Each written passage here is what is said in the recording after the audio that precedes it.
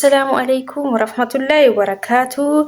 أشمار كفون هرون أمانتي بروس جرتو ججباتو سنين جيجا أبليين كيا كتافي أمانتين أصو إسنين قوديني نغا جرتاني هردوكتو تكيا نسنين جدا إيجا أسمانكا ورون چانالا كناف هارا تاتن سبسكرايب gochuun لايك gochuun maatii Oromoo First ta'an sinin jedha akkasumallee warroon maatii taatanii like gochaa commenti babbareedduu yaada babbareedaa kennataa jirtan akkasumallee warra sirra ijoollee gaafii gaafatanii warri commenti jalatti gaafii isaaniitiif deebii laattaniif hedduu keessantu jira jechuudha galatoomaan sinin jedha haluma kana ittiin fufaan sinin jedha obboleeyyan kiyyaa egaa immoo ijoolleen baay'ee warri gaafii gaafachuu barbaadan immoo baay'een keessan jechuudha jechi jalqabarra dubbad isiniif yookaan gaafii isin hin barbaanne san ta'us baatu yookaan wanni isin gaafachuu barbaadan sun viidiyoo dhumarratti dubbachuu danda'a waan ta'eef jechuudha.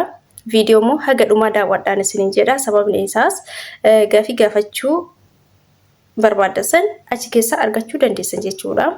Viidiyoo tokko haga dhumaa ilaaluuf yookaan barumsa keessa argatta yookaan immoo gaafii waan gaafii sitti deebii argatta jechuudha.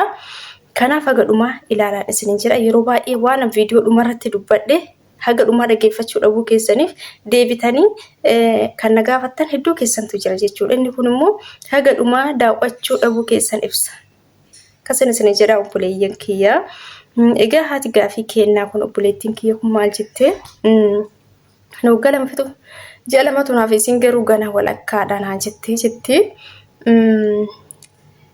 rakkoo qabaayi dirqama waraqata isiisan xumuruu qabaa guyyaa na dhufe ani akka guyyaa dhufeetitti waggaa lama xumuraan jira isin garuu ganaadhaan jetteetti inni rakkoon qaba sun rakkoon qabu jechuudha maaliif haga barbaadan itti dabaluu danda'an isaa gaafa maqaa ofiitti jijjiiran irraa haga barbaadan sirra dabaluu danda'an kanaaf jechuudha ati immoo yeroo san yookaan ji'a lama ji'a sadii ji'a afur sirra dabaluu danda'an jechuudha. Kanaaf sun rakkoon qabu garuu tokko kan dirqamsiisanis hin jiran jechuudha.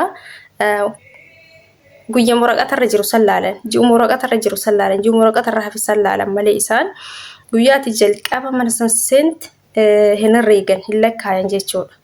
Kanaaf ijoolleen keenya yeroo baay'ee gizmi jalqaba dhuftan san ji'a meeqa turtanii, ji'a meeqa booda, ji'a meeqa eega turtanii booda, damooza si'a meeqa eega fudhattanii booda waraqaan akkasii hojjetan hin dagatinaa isinii galee hin dagatinaa maaliifi hagam ture waraqaan kiyyanaa hojjetame an erga mana kana seenee hagam erga waraqaan naa hojjetame hoo hagam jettanii laaluu qabdan kan dirqamsiisanis hin jiranii garuu tokko immoo rakkoon qabu kan jedhanis hin jiran jechuudha yookaan ji'a afur ji'a sadii turanii kasi hojjetan yoo ta'e ati ji'a afur sadii san yoo xumuruu hin barbaanne kaga sadii sanis jiran kamoo haga xumuramutti haga dhumaa taa'uun dirqama akkasiin jedhanis hin jiran jechuudha akkuma amala namaati jechuudha inni akkasiin jedha obboleettii kiyyaa haati gaafii isiin kun immoo maal jettee obboleettiin kiyya kun ani Suudiin jira Suudiirraa gara Itoophiyaa deemee Itoophiyaarraa gara Dubaay jetteerti obboleettiin keenya kun tikkeetti lama qabaatte taanaan rakkoo hin qabu. Rakkoon qabu tikkeetti lama qabaatte taanaan jechuudha garuu maasiitee tikkeetti lama qabaachuun dirqama sirratti ta'a jechuudha. Suudiirraa gara Dubaay deemtee gara biyyaa deemtee biyyarraa immoo gara Dubaay tiraanzishinii jechuudha walumaa galatti. Kanaaf tikkeetti lama qabaattamaa rakkoon qabu jechuudha. Siin jedha obboleettii kiyyaa ijoolleen baay'een keessan gaafii hedduu na gaafattanii garuu hunda isaa deebisuu hin dandeenye. Gara keessaa fa'aa warri na gaafattan jirtan. Ijoolleen baay'ee warri gara keessaatiin gaafattan jechuudha. Gara keessaatiin gaafachuu irra garuma koomenti garuma alaatiin odoo gaafattanii wayya maaliif seetanii inni immoo yoo anu viidiyoo isin hin hojjetin yookaan yoo natti hin mijatin koomenti jalatti warroonni beekan deebii isinii kaayan jechuudha.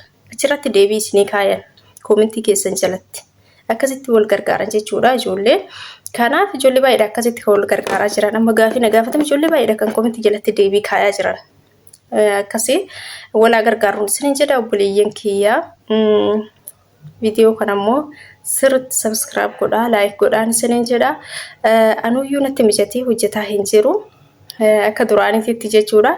Duraan hin beeytanii tokko tokkoon isin deebisa amma xiqqoo haalli natti hin mijanneefine ammas haga danda'een waan duruurii ta'e jechuudha. Waan hatamtamaan yookaan waan daddafee isin mudduu hin jiraame waan akkanaa waan daddafee waan yeroo hin eegganne isin deebisuu danda'a laali jechuudha. Waan yeroo eeggatu immoo rakkoon qabu isin deebisa jechuudha. Akkuma san hunduma keessaniyyuu warri rabbii jedhinaan jettan fa'atu jira obboleeyyan kiyyaa dhugaa rabbii isinitti dabeeti miti isin deebisuu dhabeeti miti hin beeytanii miree hojiidha. Hojiidha anis hojirran jira. Kanaaf natti mijatin malee isinitti dabee miti. Isiniif hin deebisa inshallah isinin jedha obboleeyyan kiyyaa. Like immoo sirriitti godhaa like gootan obboleeyyan keenya kan gaafii gaafachuu barbaadan kan rakkoo kana keessa jira hedduu isaaniiti jechuudha. Isaan bira akka dhaqqabu akka deebii argatan hin jiraame. Kanaaf jechuudha kanaaf nu gargaara laayikiin isinin jedha obboleeyyan kiyyaa. Viidiyoo haga dhumaa daawwachuun immoo akkuma isinin jedhe gaafii gaafachuu barbaadan waan gaafii isinitti ta'ee wayii keessa argachuu dandeessan jechuudha. Kanaaf yeroo baay'ee gaafii lama sadii faa qabadhee dhufa isa keessaa gaafii garagaraa jechuudha. Isa keessaa deebii argachuu dandeessanii kanaaf ol biraan gaan isinin jedha. Assalaamu alaykum warahmatullahi wabarakatuh.